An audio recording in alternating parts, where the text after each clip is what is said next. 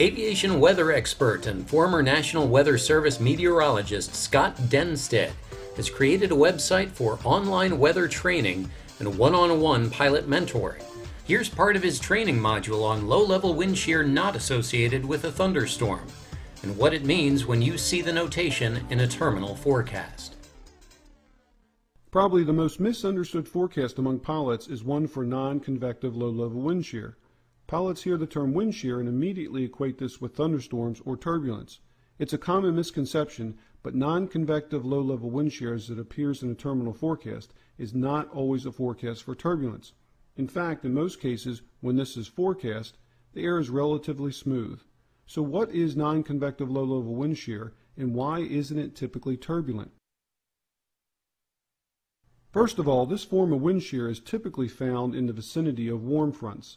It is also prevalent during the overnight hours during fair weather conditions coupled with clear skies and calm winds at the surface.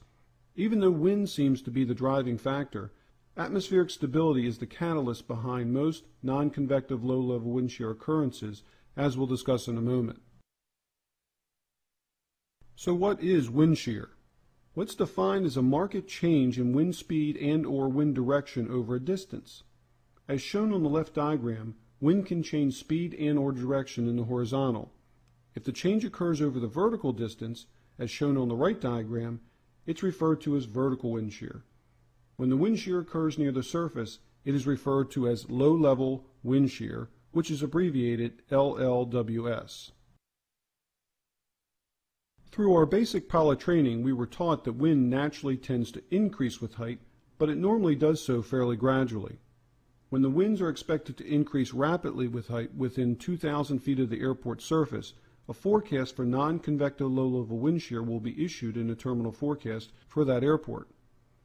Non-convective low-level wind shear is a form of vertical speed shear.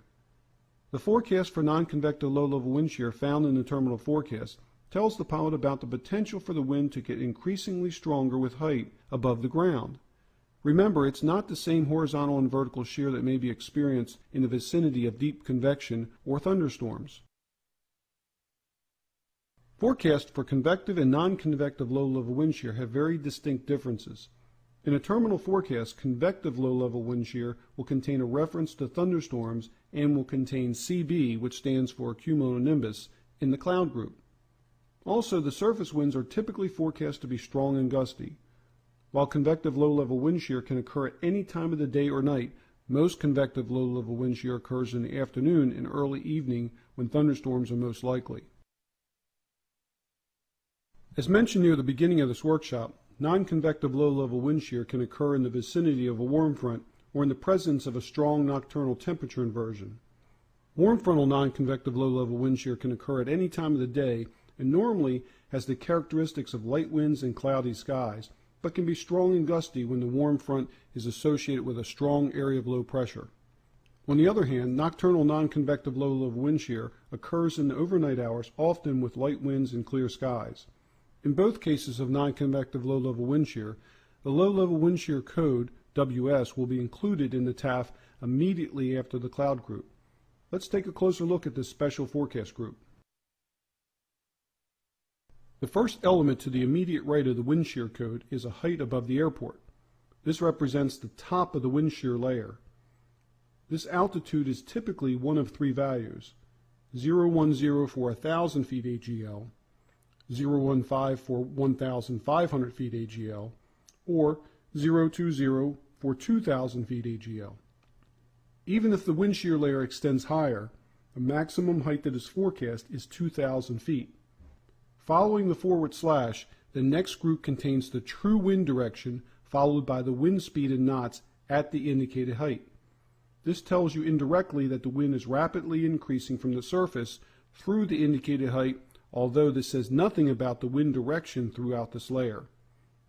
Essentially, this forecast translates into the wind at 2,000 feet is 230 degrees at 55 knots. One might suspect that vertical speed shear could cause the air to overturn and produce turbulent eddies within this wind shear layer. If we go back and look at the airport environment, these eddies would need to produce a downward and upward circulation within the flow. Getting air to move downward isn't too difficult since gravity is in our favor, but getting air to move vertically requires some form of external energy or low-level instability. If the atmosphere is very stable, it will resist any movement of air in the vertical. So how does atmospheric stability prevent turbulence in this vertical speed shear layer?